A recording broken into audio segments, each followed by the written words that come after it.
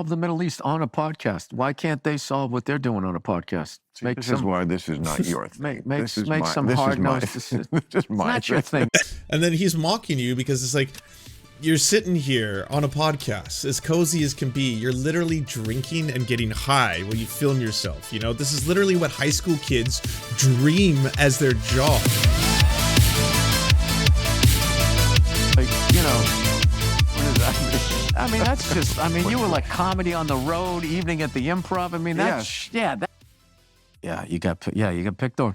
Because I hate you. Harvard. Are you kidding? All right. Have you heard what's going on college campuses these days? I don't watch the news. You don't realize that college campuses erupted with the kids demonstrating for Hamas? They are in with the terrorists. They were for.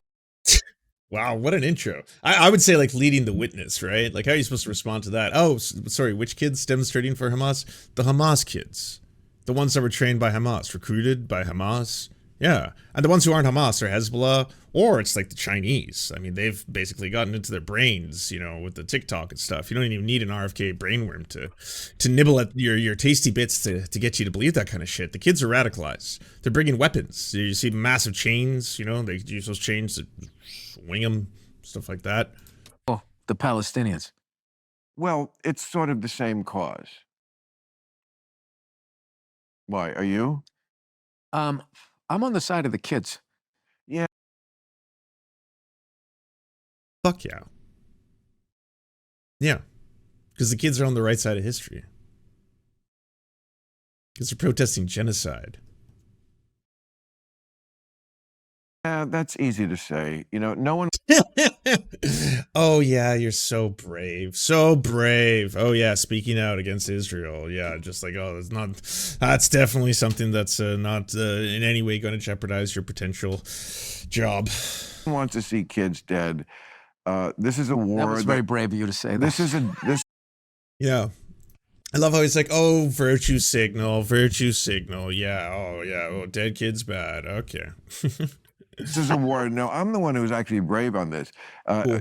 Pat yourself on the back. It's easy to say I'm for the kids. Who's not for the kids? Well, it comes down to real hard-nosed decisions. Like, yeah, I'm for what the kids are standing up for. I'm for the cause that they are protesting. I think it's righteous. I think they should be supported. I think, and I hope they win in their endeavors. I want the universities to divest from the military-industrial complex, to divest from anything that might be directly associated with Israel, companies in Israel, the Israeli war machine, to stop having direct exchange programs with Israeli universities until it stops being a system of apartheid. All of that. I hope that they are successful. Yeah. So I'll go beyond saying I just support them kids. Like a country, stop talking like you're a general. A country got attacked. Israel got attacked. I'm not saying that they didn't have a right to go back. I'm just sitting there going like, how do I look at what... They're the only country in the world that they get attacked, and then as soon as they counterattack, it's like, well, we got to stop this shit now. Don't attack them. There's a very simple solution to all this problem in the Middle East. Stop attacking Israel. Hey, you Stop just solved attacking it. Israel. You just solved it. I actually did. There you go. That's fantastic. Anyway. All right. Stop hitting yourself. Good argument, Bill. Yeah. I mean, like if you were under an occupation or under, let's just say, an open air prison where everything is controlled in terms of all the food that gets in, the water, the fuel, the medical supplies, everything. So basically your quality of life and your ability to access resources is going to be dependent entirely on the Israeli military and government. That you should never do anything to try and stop it. And if you do that, they'll leave you alone, and that you keep getting the crumbs as they're allowed to flow into that area. Hopefully there's no more settlements being built, and that all stops, and you're not squished into smaller and smaller regions until there's almost nothing left. And those who didn't get out successfully and migrate to other countries to be able to tell their story will effectively either be dead or forced into such a small piece of land that it'll be very, very inhospitable for life. Yeah. Right. We don't need to get onto that. Let's go to Russia and the Ukraine. How do you solve that one, Bill? Let me hear your hard-nosed decision about that. Well, let me ask you a question. How is war still legal? With all this shit that's been canceled. Legal. Why is that still fucking legal? Would you like a real answer to that? Because for something to be illegal, you have to have the capacity to enforce it. And you can't enforce against war, or else you have to go to war with the country that's going to war. And we don't want to go to war with Russia over Ukraine. What would be the sense of making it illegal? Oh, that's really going to stop Putin. No. To stop people from going to war, you have to also put boots. Can't sit down and talk it out. Why can't Putin do? I'd say, like, it sounds as if he's asking an overly simplistic question, but what if there was a team of people that were tasked with investigating whether or not money that is put into either the military-industrial complex or the existence of the military-industrial complex and companies that profit off of the sale of weapons, arms, and security measures, if they will have a net benefit to the security of a country, or if that same amount of money, resources, and cost could be better spent elsewhere, then the very act of putting money in one direction would be illegal. Something like that, drafting up a concept like that. I mean, it's certainly high concept, but I mean, the question just in and of itself just kind of like, it sounds childish when you hear it. Like, yeah, but he does have a point. Why is that not something that we look towards as an ultimate evil that we need to either slow down, prevent, or disassemble, or destroy? Podcast with the head guy. Like, you just solved the Middle East on a podcast. Why can't they solve what they're doing on a podcast? See, this is why this is not your thing. Make some hard-nosed decisions. This is my not your thing. Yeah, no shit. You fucking racist old boomer. Like, he's just sitting there like, all right, you have no idea what you're talking about, okay? This is, I don't know if you've heard of the name of the show, but I'm politically incorrect, okay? You're just incorrect. I'm politically. Just so you know, okay? And then he's mocking you because it's like, you're sitting here on a podcast, as cozy as can be. You're literally drinking and getting high while you film yourself. You know, this is literally what high school kids dream as their job. Whenever you fucking, you're smoking up with your friends, you're like, man, imagine if we could like do this for life. What do you mean? Like just this. Like we drink, we fucking smoke up, that'd be awesome. Yeah, that'd be fucking cool, man. That would be cool. Well, you're doing that. You're doing that late into your days. So you have, let's just say, quite a cushy, cherished life. The one high school boys would be quite jealous of, and you get paid to do it. And so, yeah, the very act of sitting there and then being pompous about these issues, where it's like, oh, it's easy for you to say you support the kids. And it's like, okay, well, go on. Why shouldn't you support the kids? Oh, yeah, it's so brave to say that you don't like kids dying. No one likes kids dying. It's war. War is tough. And it's like, okay, General. Yeah, that's him making fun of you, right? And you saying now that you're like, oh, just stay out of this. You don't know like I know. I said, well, what do you know, motherfucker? You're literally sitting here just being like, war bad and it's hard and it's bloody. Accept it. You're not, that contributes nothing to any conversation. Everyone knows war bad. Everyone knows dead kids bad. You're doing the very thing that you're accusing the other side of being, right? You're like, oh yeah, it's so brave of you to say you support the kids. Fucking hell. It's what Demon thinks he's a fucking GM. No. That's exactly what it is. Like, why am I fucking listening to you like you've done something? What have you done in Washington? Nothing. No, I would never go to Washington. Beneath you. It's no. Oh wow. Phew. No shit, you're a podcaster, Bill. Yeah, cranky, racist old podcasters. Like, yeah, easy for you to say you support the kids. All right.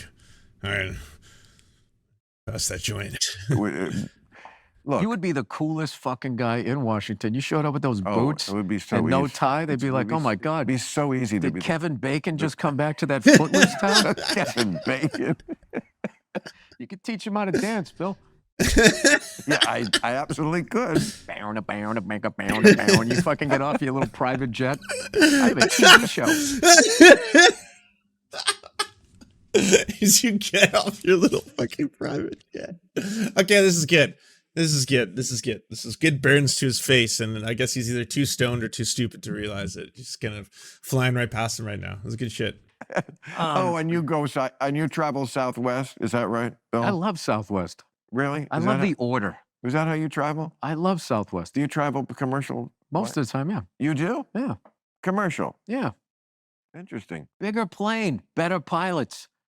You don't get knocked around as much. You ride in a fucking Cadillac. The only thing that sucks about commercial is boarding. That's it. Once you're there and you got your fucking shit up there, you fly in first class, which all first class is, if you've never flown it, is they treat you like a human being. Most of the animals in the back, they just throw you back there. That was my whole career. working my way up to being treated like, I remember the DC-9 when you'd sit there and your window didn't open because there was an engine there? You don't remember that? I How can't. about that last row in the DC-9? The window doesn't open. There's an engine right there, and then right across from you is the bathroom. And you got to listen to another human being take a fucking shit behind one of those things starlets used to get undressed behind.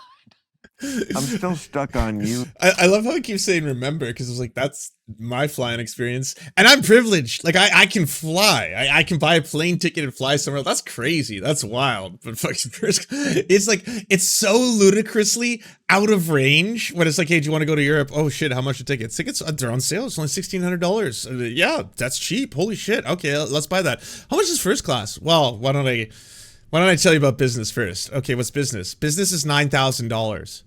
It's $9,000. Yeah, what's the advantage? A lot roomier, more space, and you get real food. You know, not like cubo food where they hand you the cube of the food, but it's nice, right? So what's first class? Ooh, yeah, I think that's $22,000. Yeah. What most people would look to buying a car with kind of money. That's, yeah. And you know what's wild? In both cases, whether you spend the $1,600 or the $22,000, you're still going to end up in the exact same location. It's just the experience, the ride, that'll be different. But you'll, in both cases, be at the exact same thing. You'll have arrived at the same place, and then the experience will be over. And so one person had a better one person had a shittier one. That's it though. Otherwise, you get the same end product at the end of the day. So you choose what you can afford, really, and then that'll be your level of comfort. Yeah. And then, yeah, it's gonna be real shitty if you can't get those other tiers. Defending Stuck on you. You gotta love too how you gotta walk by it, you know? Like sometimes you gotta walk through it. It's always nice going through, like, shuffling through business class and just like, oh, this looks nice. As things slowly just get like worse and scarier.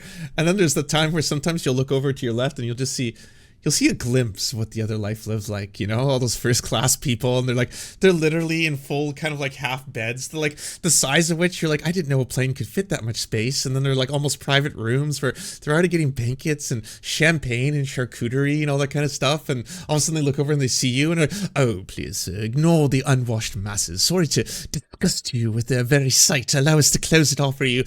Away, beasts. And then they close the curtains and you're like, oh, you know what I wouldn't do or who I wouldn't suck to get over there just to get past that curtain right now, you know. Just tell me who. Oh God, they're taking me away.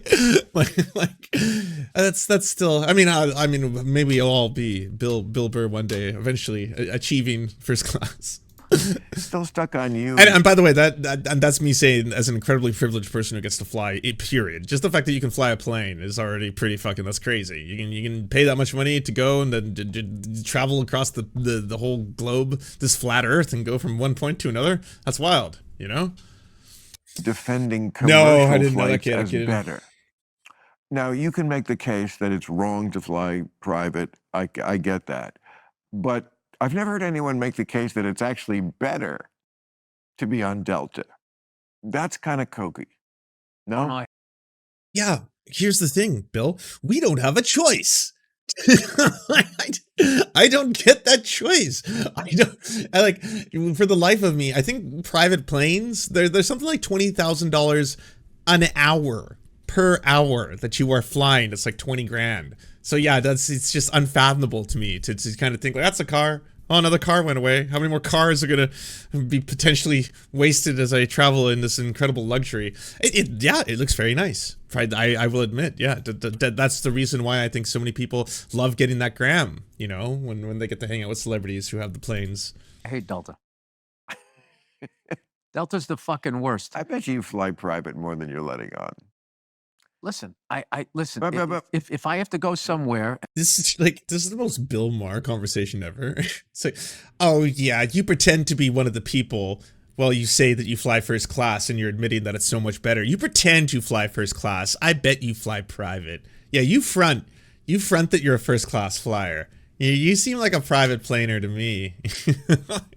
And I don't have what is this conversation, Bill? Well, suddenly we've got an exception. No, I said mainly I fly commercial. Well, you're an idiot. You shouldn't. You know what? What was this? If I don't agree with you, I'm an idiot. You're right. I apologize. You fucking John Varvatos shirt. You're not young.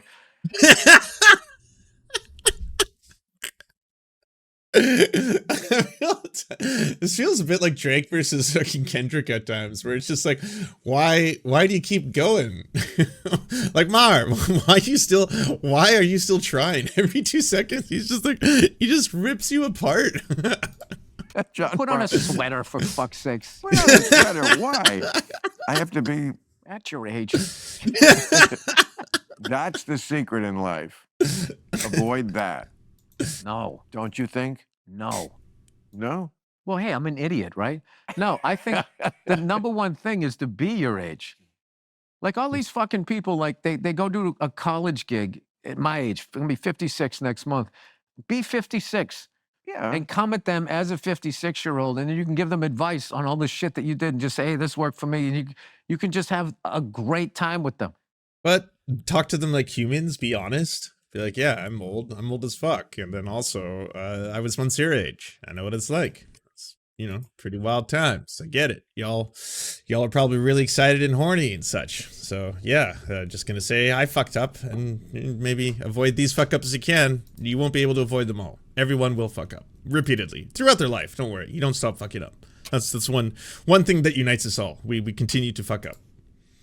You can have a fucking great time. What fucks you up is if you're looking at what they're wearing and, you know, you fucking come up with your little outfit.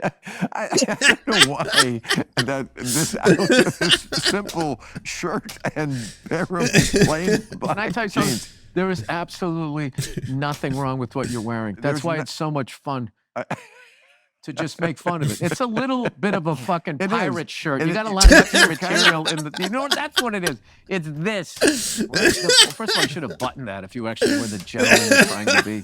Button this? Oh, Yeah. you're right. But The woman you like, she wouldn't like to go on camera like it's almost that. like we're giving you like an advanced comedy test. Like, can you make fun of this? Which is All right, let's not get crazy like you're a. Yeah, I know. Wow, are you oblivious? He's saying how easy it is to make fun of you, and how easy it is to clearly get under your skin, because it's like it's effortless. He's making fun of a costume that, for all intents and purposes, is not as ridiculous as he's being hyperbolic. He's exaggerating reality, and it's very easy to do with you, Bill. And you keep setting yourself up, and then right afterwards, like, yeah, because I look fucking dope, right? I've got what they say is drip. And it's like, okay, well, motherfucker, now I have to make fun of you some more, because again, you're being so cringe. You won't stop being cringe. You're just, it's impossible for me to resist. It's kind of bland, you know. Like your opinions, yeah, exactly. Oh, and then when I fucking, you know, so go against you, gratuitous. and I go, ooh, a big word, another big G word. Look at you. You memorizing that part of the fucking dictionary? I don't have kids. I got all day long. I can read the dictionary and use my fucking $3 words with a guy who unloads trucks. Oh. Why do I think there's? Why don't we do we got to do a buddy movie. This is like perfect. This is Walter Matthau, I'm Jack certainly Lemmon. not going to do a movie, but there is something about. You seem like an actor. There is something very very mineable about this vein of comedy, of the single guy, the married guy, the, you know, pompous professor guy, but and the blue collar guy. I mean, it does kind of write it. You're just too stoned to realize that he's just roasting you. I love it. Because you keep circling back to this pompous, arrogant piece of shit. Like, obviously, Bill Burr's not going to take that. He's not going to sit there and have you call him like stupid and an idiot because he's like, I support kids protesting. I don't think the kids should have their skulls cracked in. Oh, that's easy for you to virtue signal. Yeah. But like, it's war. War is bloody. Well, then, yeah, if you talk like that and you act like that on a podcast where you're literally drinking booze and smoking weed and getting fucked up, as if like you should have any form of arrogance or condescension to anybody, like we're getting paid to talk and get high, motherfucker. You're dressed like a pirate and you're a clown. Like that's what's happening. It's Breaking Bad. Breaking Bad is one of the great dark comedies of all time, where you had this super smart teacher and he had like his biggest fuck up as a student, and then they have to somehow work. It was The Odd Couple. Oh, you know what? Fantastic. I never watched that show, and I know everybody loves it. I'm Why going does to that watch it now surprise me? because that is interesting to me. I'll tell you what was the coolest thing about that Good plug. He's in it. show is, you know those, anytime you make a TV show or a movie, you always have these people that go, no, that never would have happened like that. Loved them, like everybody liked the show. It was one of the most efficiently run. They just knew what they wanted to do. I did one of the first times I did the gig there. We got through the scene so fast, they switched my flight from the next day, Southwest. They go, we can get you right now. We can go get your bags at the thing. And I felt like fucking Elvis. Do you have like a deal now for make more movies somewhere? No, No. it doesn't exist anymore. What? It doesn't exist. No more. They don't do those. more They don't do three-picture like deals? they're getting away from first look deals. Like I'm always late to the party. Like when I started stand up was right after the 80s. All the balloons were popped on the ground and everybody was getting their wages garnished. Oh yes, that again. Oh, I guess we're back to industry talk. Well, I mean, that was good. Bill says he stands with the student protest. Bill Burr, the good Bill, not the bad Bill. Bill Maher is going to be condescending and a fucking asshole, and that's just who he is. Howdy, everybody. I just wanted to let you know that for the cost of a cup of coffee, you can unlock bonus uncensored episodes of Mind Explosions by going to patreon.com/the Serfs. Our videos couldn't exist without your support, and all our content is released early to our Patreon subscribers, as well as a ton of extra content you can't get anywhere else. Please like, subscribe, and thumbs up this channel, and if you're feeling extra perky, share it anywhere you think people would like to see or learn from our videos. Thank you so much for watching, everybody. We first want to give a shout out to everyone who makes this show possible. This program is produced thanks to the generous support of our Patreon supporters: Anna Loves Riley, Arian McCarthy, Cheryl Alvarez, Comrade Junkie, Doug Caddy, Everything Important, Hagbar Celine, Jimmy Sombrero, Multi Mondi, Omni, Peanut Butter Blondie, Political Poppy, Preston Kroll, Quiet 185, Richard Bomey, Riley and Anna, Roller Dragon, Ruby, Cernicus, Stellar Gwyn, Sebastian Demmel, Travis McClinton, and Words Greenwood, as well as every other person you see on the screen right now. This show would not be possible without them. And if you want to join these wonderful people who make this entire program possible, simply go to patreon.com/the Serfs and you can unlock uncensored and bonus episodes and, help us exist.